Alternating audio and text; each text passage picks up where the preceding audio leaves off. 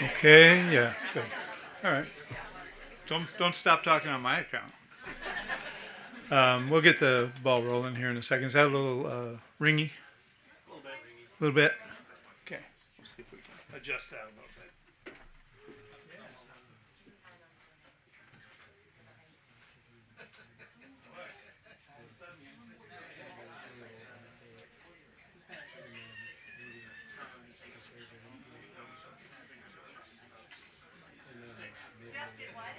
I'm just saying, you're like a South African. Have you ever even been on a football team before? Justin, have you seen Organized sports? We were practicing questions at cocktails last week. That's right. We came up with that would be an appropriate question to ask. You want to get up on stage? We'll make sure you're in focus. Not that it'll matter to the folks here. They can see you. I can throw a football. Like a girl. That seems like that's going to work. Pretty much. Okay, we'll adjust the poetry lighting. Very important. I don't know what that means. Not school auditorium.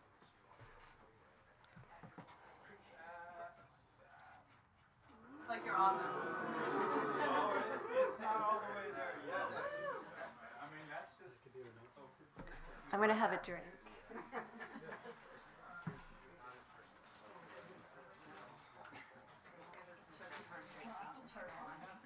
Okay, ready.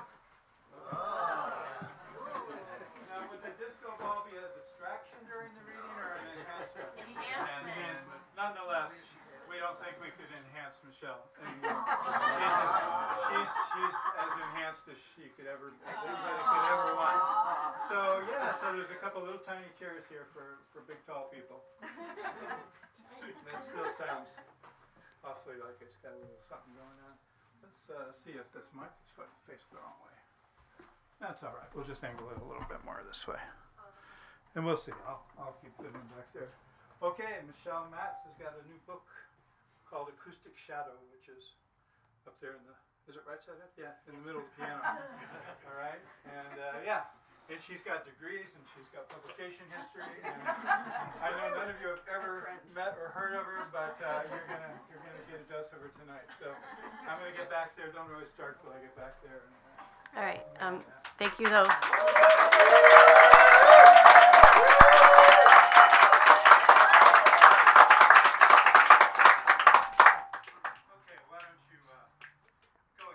Okay, thank you. Thank you, everybody, for being here. It's kind of an incredible turnout. So many of my communities, JCHS, of course, Wesleyan, of course, the Mateo Street denizens. Thank you for moving the gathering down the hill. And Eric, thank you, and thank you, Bert and Beckett, for hosting me. I'm going to be reading tonight from my book, Acoustic Shadow, which is my first full-length book of poetry. This book was a long time coming, about 30 years, give or take. A couple reasons for that. One is that I could work on a single poem for months and months. But the second reason, and probably the more relevant reason, is that poetry is something that's always been pretty private for me. I've been publishing since I was in my mid-20s in various literary journals, and more often than not, I tend not to tell anybody that I've gotten something accepted. And even after this manuscript was accepted for publication, it took me a year, if not a year and a half, to get the editor the final galleys with all the corrections. Poetry is something that just brings me incredible joy, and it's a joy I've almost kept as a secret of sorts. So publishing a book is a really, really different path for me, and it's a path I'm really glad I'm on. It's been great. So again, thank you for being here. Again, thank you, Eric. I'm going to start tonight with a poem called The Verizon Store. The Verizon Store. After my dad died, my mom went to Verizon to transfer their cell phone contract to her name. Your husband will need to verify this change, the woman behind the counter told her. But he's dead, my mom replied, which seemed to stymie the woman, who had a form and needed a signature. So he won't be able to sign the form, my mom continued. We need confirmation, the manager, summoned from the back office, explained. I was at work when she called. I'm going home to get Dad, she told me. My dad is in a small box on the top shelf of the hall closet next to the hat bin. It's been 3 months since he died. The sorrow is less precise, the air less stilled. The manager was at lunch when my mom returned with my dad in a tote bag. I'll wait, she explained to the original woman with the form, pulling a chair by the window up to the desk and positioning my dad squarely on her lap. When the manager returned from lunch, my mom was still holding my dad, quietly telling him that the geraniums he'd planted in the backyard were still in bloom, and she was remembering to let the soil dry before watering. And he was right. The apricot-colored ones were the most beautiful. The manager placed her hand on my mom's shoulder, told her this was proof enough.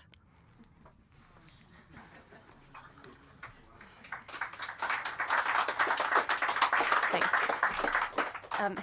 This next poem is called Obituary. One of my favorite sections in the Sunday Times is actually the obituaries.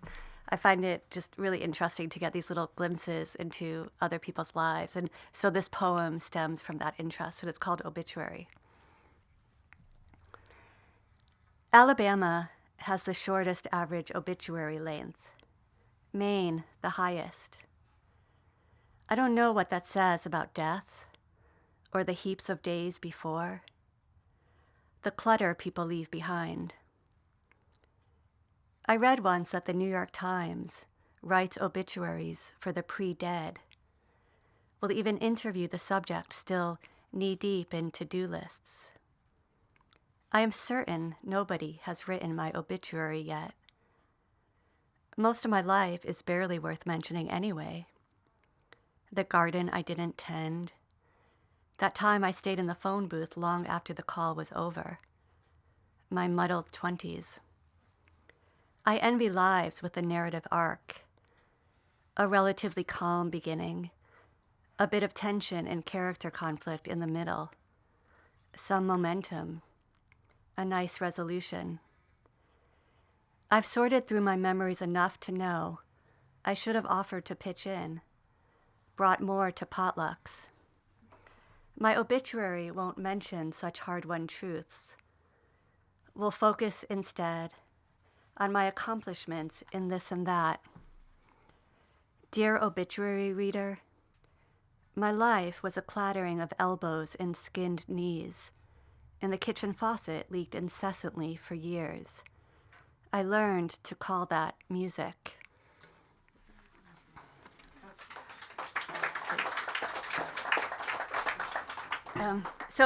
I often get asked about my writing process, and there are 2 quotes that I think best sum up writing.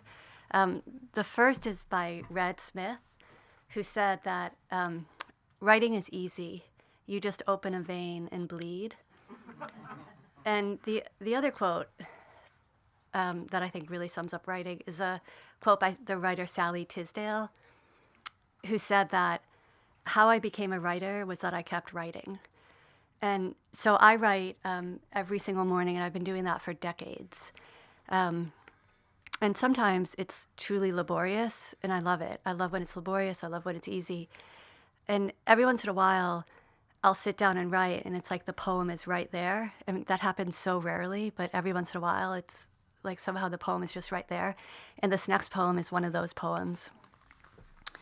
It's a poem called Chemotherapy, and I wrote this about my sister-in-law who died from pancreatic cancer 10 years ago this past December.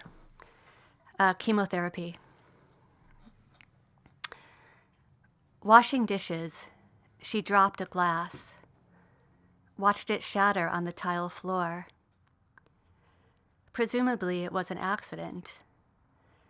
After all, it's tricky, not to mention time-consuming, to sweep the shards.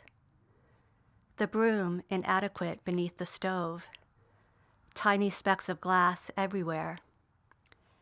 And we knew, the way we knew things back then, she wouldn't get them all.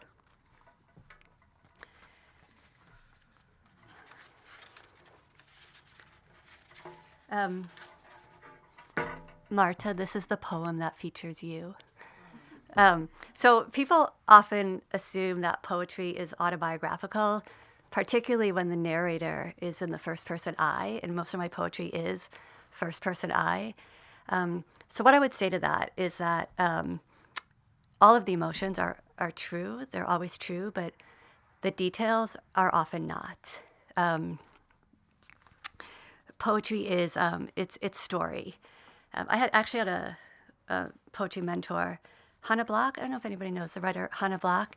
You might know her work or her translation. She was one of Yehuda Amakai's translators. Yeah, some people know him. And Hannah, I worked with her years and years ago, and she used to say to me, if your poetry doesn't evoke two seemingly opposite emotions, it's probably not done yet, which is something I've always kept in the back of my mind. So having just said that poetry is not autobiographical, this next one is totally true. And it's, I was debating whether to say this, but I'll just say it. This is my most rejected poem. I think it's been rejected maybe 8 times, but I kind of like it. It's called Dale. The old man across the street stands outside his front door every morning to smoke a cigarette, his 2 black cats crouched behind him. For 5 years, he has waved to me, and in a voice like driveway gravel said, "Good morning, Bridget."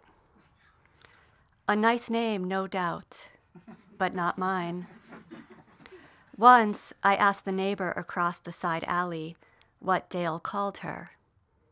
"Marta," she said, the circle properly drawn, her name being Marta, though her husband pronounces the T as a D, which I tried, but the T came out muddy. Love, I think, what makes the difference. At what point is it too late to explain who you are? The chasm so much wider than you ever intended. How much easier instead to simply return the greeting, ask after the cats, comment on the unseasonable warmth. Don't you think that poem should get accepted?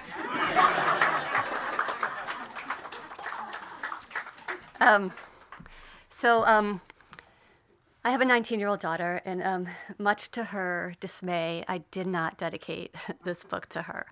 I dedicated it to the writer Tilly Olson, and I met Tilly when she was in her 80s, and I knew her for about 10 years.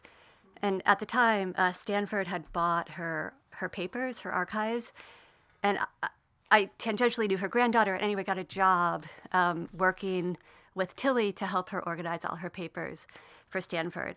And it started out as a job and turned into one of the most pivotal experiences of my life. Lisa, you remember the Tilly years. As an aside, if you've never read Tilly, her short story, I Stand Here Ironing, is, I think, it's my favorite of hers.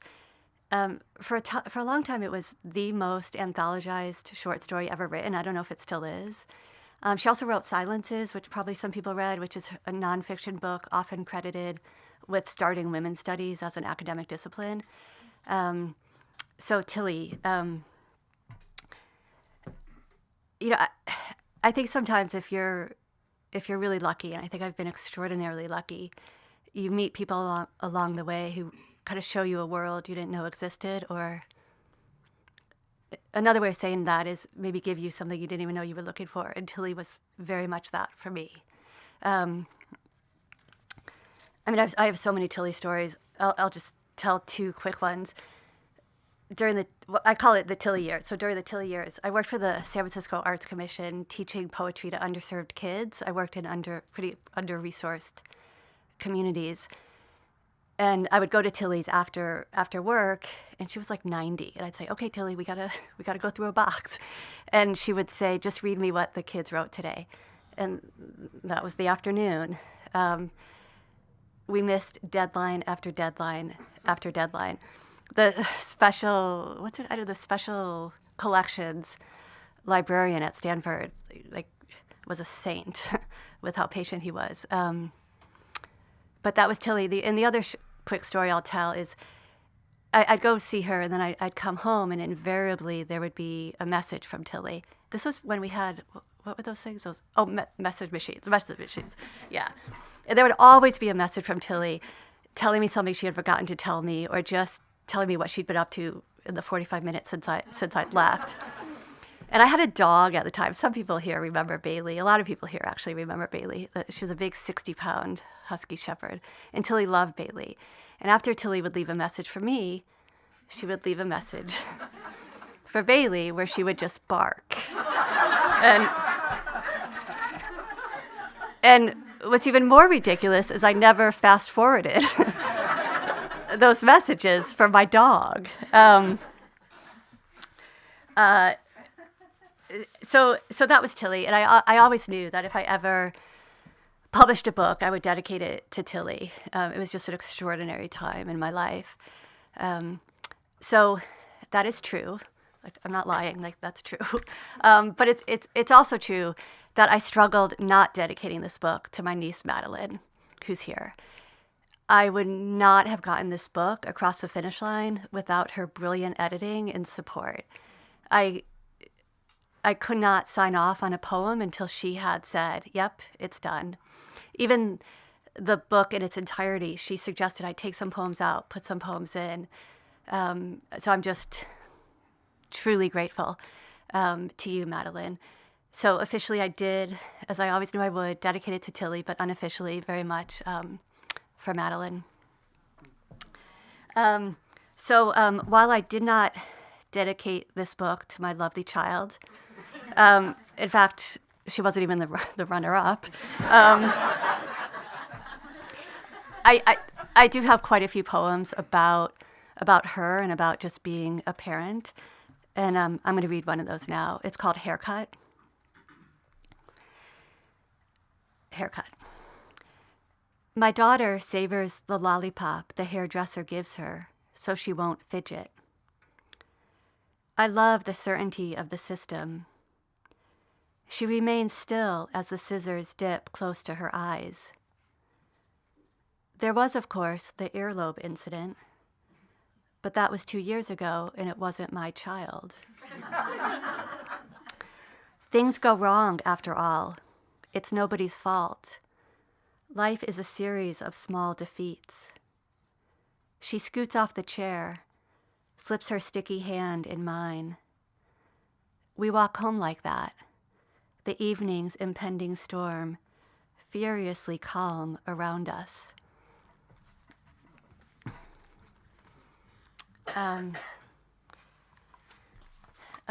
This next poem is called Storm, which actually I wasn't going to read, but I was talking to Madeline last night, and she said, read this poem.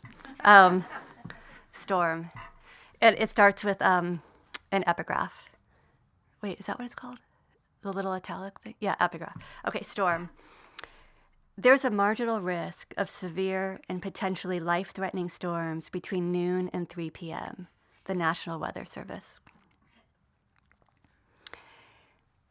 I have never understood how to rearrange my life appropriately in life-threatening uncertainty.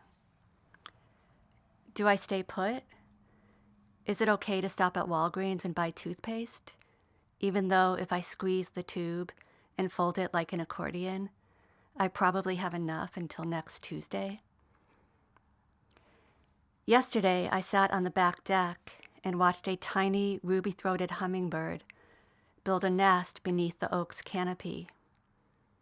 Aren't birds supposed to sense impending storms through low-frequency sound waves and skip town? The problem is I learned to swim inland, the small lake deep enough to hold my breath underwater and count to 3, but too shallow to lose the bottom. And now I don't understand the scale of things properly. The storm will turn violent, wash away roads, tear roofs off houses, drown the living. And I will spend hours watching out my back window, grieving the wrong thing. Okay. Thanks. This next poem is called Yahrzeit. I wrote it for my dad. And Yahrzeit, it's a Yiddish word meaning the anniversary of somebody's death on the Hebrew calendar. And the Hebrew calendar is, it's lunar, it's based on the moon, versus the Gregorian calendar, which obviously is solar. So what that means is that and the anniversary of somebody's death, the calendars don't line up. And this is a poem that kind of speaks to that. Yahrzeit from my dad, February 25th, 1939 to July 12th, 2017. Yahrzeit. The problem is the moon. The sun stacks days evenly. 1 year doubled is 2, the date unchanged. But the moon scatters days like wind off an unsettled ocean. My dad's Yahrzeit, July 21st. A difference of 9 days. If I close my eyes and turn toward the waves, have I been without him less?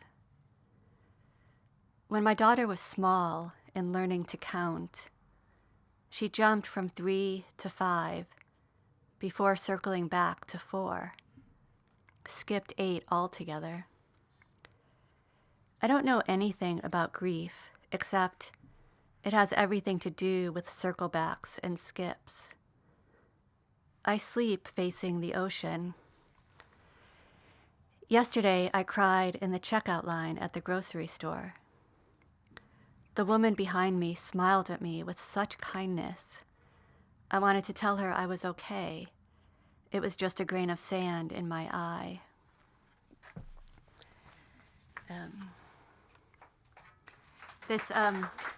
Thanks. This next poem is called The Woman on the 24 Divisadero. The Woman on the 24 Divisadero. She rocks her baby to sleep, coos words too small for me to hear. The buses jostle and clamor are a mere slight, her body a cradle amidst the chaos. It isn't until she stands for her stop that I realize her baby is a porcelain doll, its stone eyes a perfect, empty blue. It's not my stop, but I gather my bags, ask the woman if I can help carry her stroller off the bus. I tell her she has a beautiful baby.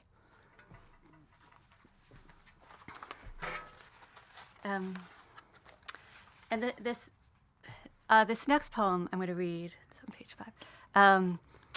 It's called Patient Health Questionnaire 9, and it's a mental health questionnaire that's supposed to diagnose like depression and the severity of the depression. And I've never actually taken it, but I came across it one day. I don't know what I was researching. And I read it and thought, this is nuts. I don't know how anybody answers these questions. I would never be able to answer these questions as intended. So I answered them the way I wanted to. Patient Health Questionnaire 9.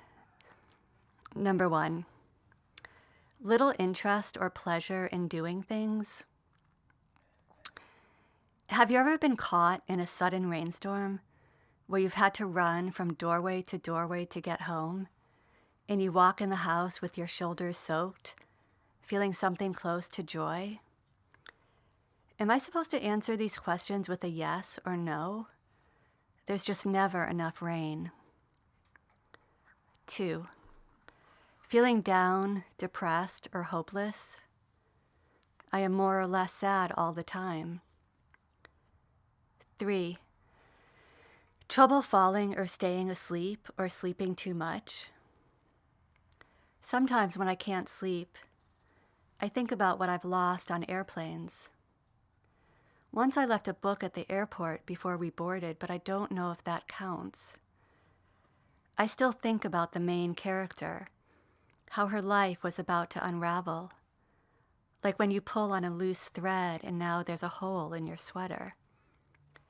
Did you know a placebo can work even if the patient knows it's a placebo? If I think about that too much, I have trouble getting out of bed in the morning. 4. Feeling tired or having little energy?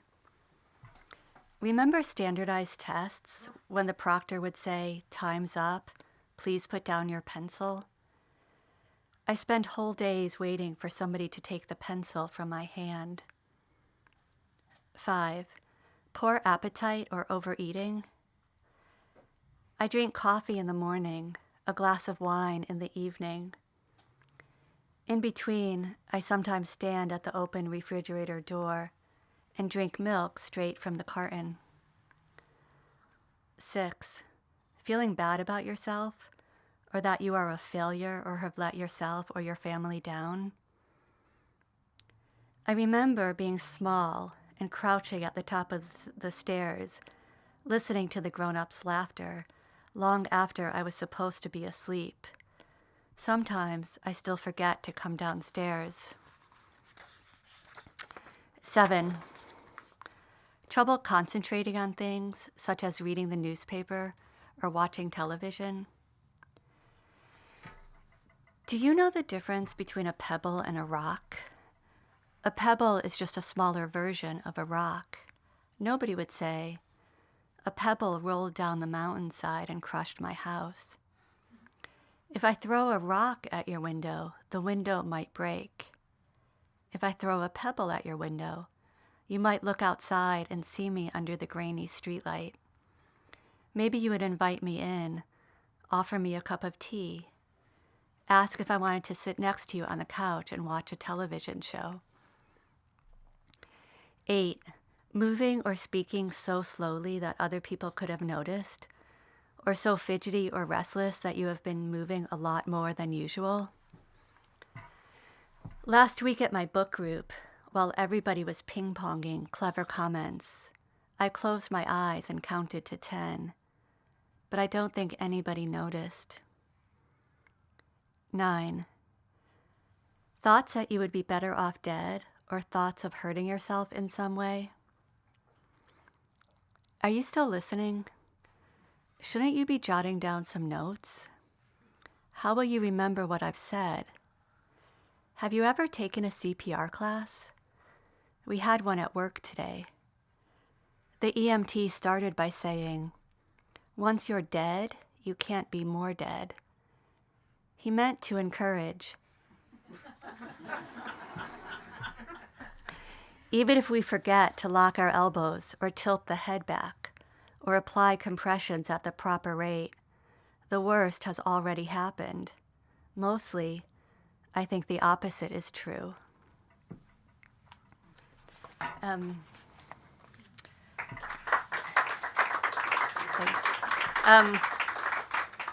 I'm going to end with a few poems from my new manuscript, which I'm about halfway through. But before I do that, I just wanted to talk for a minute about the title, Acoustic Shadow. I think it was in Scientific American. There was an article a few years ago about these pigeons, these homing pigeons out of Jersey Hill, New York, that this was in the 60s, that flew off in random directions, like they were just lost without a trace. It's kind of weird because homing pigeons are actually incredible navigators. And the scientists couldn't figure out like what's going on. And what made it more confusing is that some days the pigeons came home just fine, and on other days they never came back. And so what the scientists at the time discovered is that pigeons make mental maps of their location based on sound waves. And on some days, because of like the wind, the temperature, the buildings, the interplay between all of those, there were what were called acoustic shadows, where the sound waves couldn't propagate, and so the pigeons couldn't make a mental map, and the pigeons never made it home. And I remember reading this and thinking, I love that. Like, that's just like such an incredible thing, like an acoustic shadow. And I think in a lot of ways, poetry, maybe writing of any kind, it's about writing one's way home and the acoustic shadows along the way. And so I thought, what a great title. It's also just cool because acoustic you think of as, hearing, and shadow you think of as more visual. So I like that as well. I'm gonna end with 3 poems from my new book. Well, okay, it's not really a book, but like it will be a book. It will be a book in another 30 years. No, I'm going to be faster this time. I'm actually about halfway through. Okay. This first poem is called "I Have Trouble Finishing Things." I have trouble finishing things. It's true. Books, to-do lists, milk before it turns. I switched to a quart, but the problem persisted, and I can only make myself so small. I've tried to pinpoint when I became who I am, but I grew up in a subdivision where streets met at 90 degrees, and now I can't find the center of things. The winter I turned 8, a boy 2 streets over fell into the ice-covered lake while retrieving his sled. Technically, he died, but the shock of cold water allowed him to live without breathing, and now he's an electrician. The grown-ups all agreed it was a miracle, but my mom said miracle schmiracle. Somebody should have kept a better eye on that boy. I don't know what this says about death or my actual life, or why 3 months after they plucked him from the lake, his dad moved to North Carolina and had a different batch of kids. In the end, it's all just a teetering heap of Sundays on the verge of toppling. The longest I can hold my breath is 32 seconds.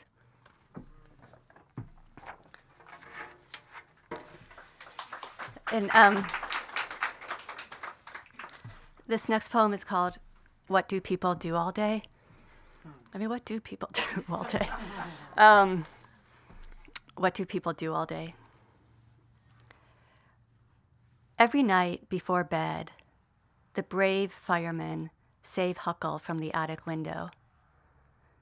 Dr. Lyon removes Abby's tonsils. It's my daughter's favorite book, this story of a town with its post office and flower shop and sturdy brick homes, unemployment seemingly 0, life's mishaps sorted within a page or 2. She is in 1st grade. Days that tatter can still be coaxed back into shape. At dinner tonight, she told me Trevor cried at the part in the Circle Time story when the puppy got lost, and Miss Becker let him get his blanket from the bin. It isn't even real, she tells me dismissively, certain in her understanding of sorrow, its simple divisibility by 2. And thanks. And I'm going to end with the most recent poem that I have finished, which is called Double Bolt. Double Bolt. She tried hard to greet the day with proverbial open arms, but a locksmith had recently installed a double bolt, and she had to press her shoulder against the door and slightly lifted upward by pulling on the doorknob while she jiggled the lock. Her boyfriend said it was probably a misaligned strike plate. He knew things she didn't, which often made her feel as if her life were a piece of paper she kept folding into smaller and smaller rectangles. She thought of the people in her life as days of the week, but she couldn't decide if he was a Wednesday or Thursday. Were they still discussing dinner options or scrounging for leftovers in the fridge?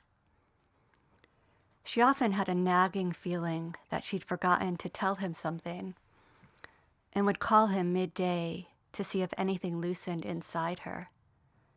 Did she even need a double bolt? She couldn't remember if crime in her neighborhood was increasing or decreasing. Her friend Carla's apartment was broken into, but it was her ex-boyfriend who just wanted his stuff back, so that hardly counts. Carla liked to look things up on the internet and told her that 1/3 of burglars enter through the front door. Was that a lot or a little? Why was it always so hard to know how to feel? She picked up the phone to call her boyfriend, but hung up before he answered. She called the locksmith instead, told him how difficult it was to open the front door.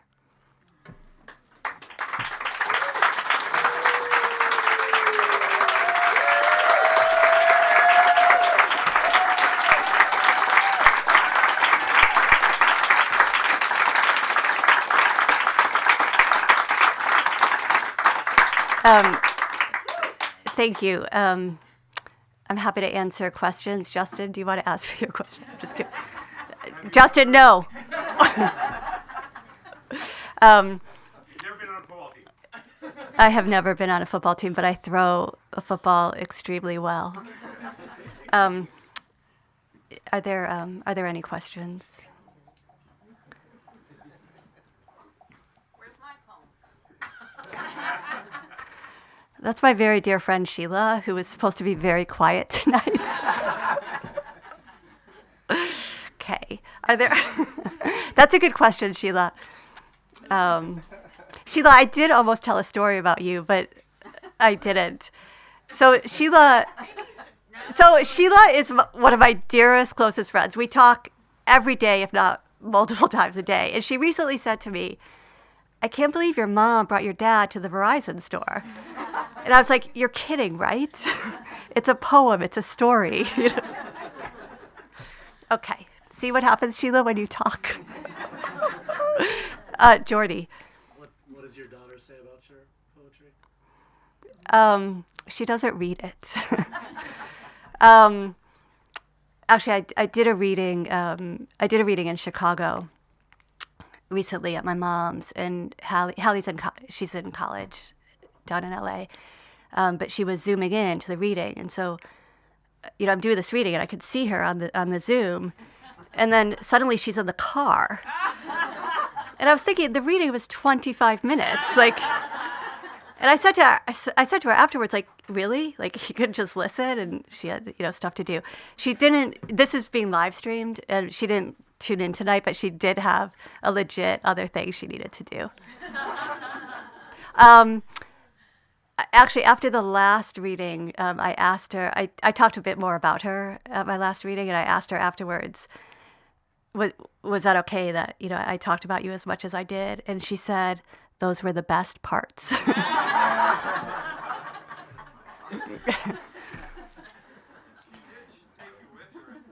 What's that, Eric? She did take you with her in the car. She did. Oh, okay, yeah, fair enough, Eric. Fine, yeah. Howard, I thought he was talking about the car. Any other questions?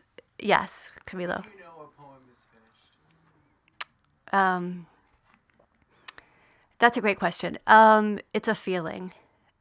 So I write every morning, and I work on poems for so long that I actually have all of them memorized because I've gone over them so much. And like when I'm driving to work, I'm going over the poetry. And It's a good question. I don't know how to answer it other than to say it's just a feeling like that I have when I know it's complete. And I give up on a lot of poems too. I mean, I probably have hundreds that I just could never really finish. Carrie.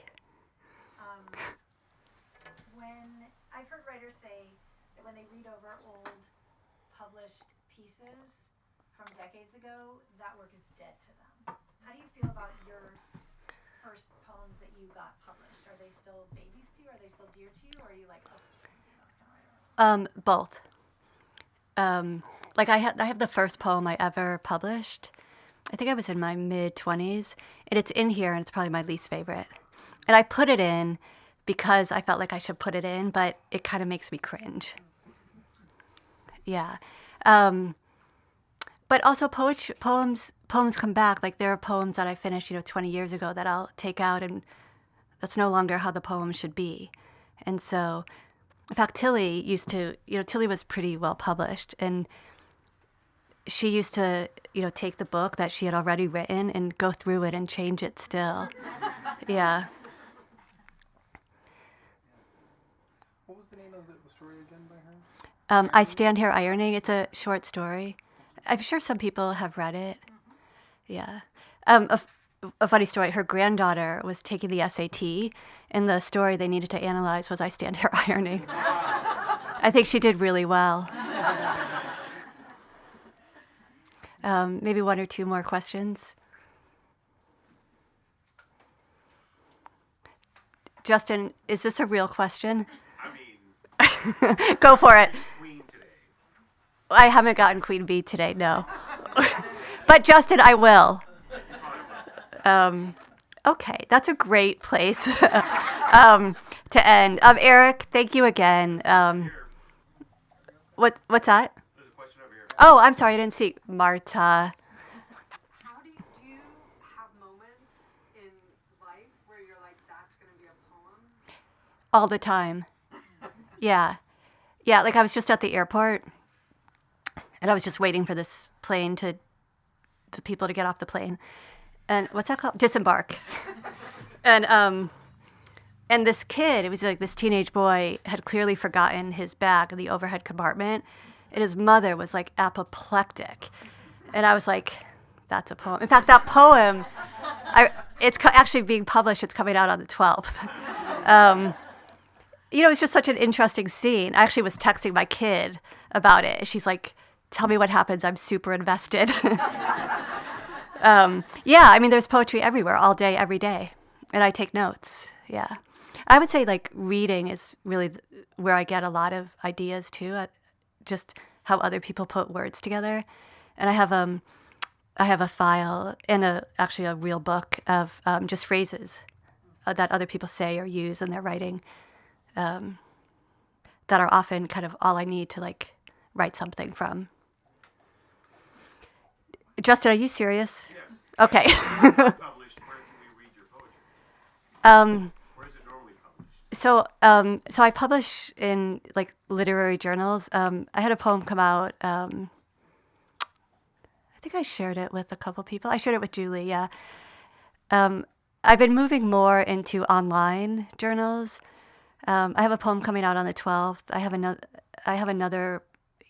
I'll share. I also just hired somebody to make a website for me. So, yeah.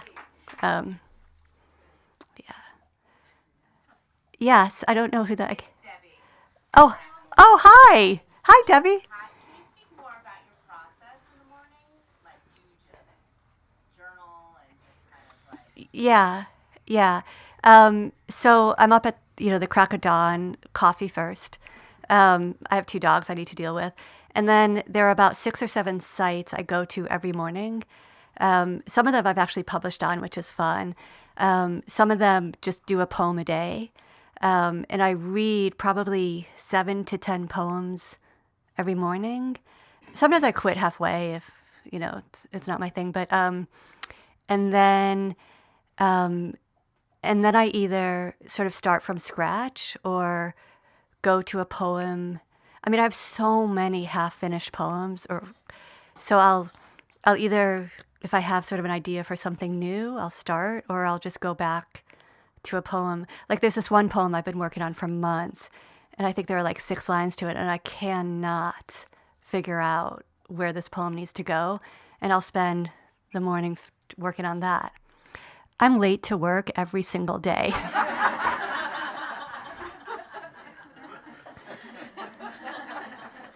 Every day. You do realize both your bosses. Yes, I do. I mean, literally every single day. I am never on time. Okay. I think maybe we'll end there. It's hard to see, but I don't see any other hands. I made my grandmother's cookies. There's wine. Our block will continue with drinks and whatnot on Mateo Street if people would like to join us. But thank you, everyone, for being here. I really appreciate it.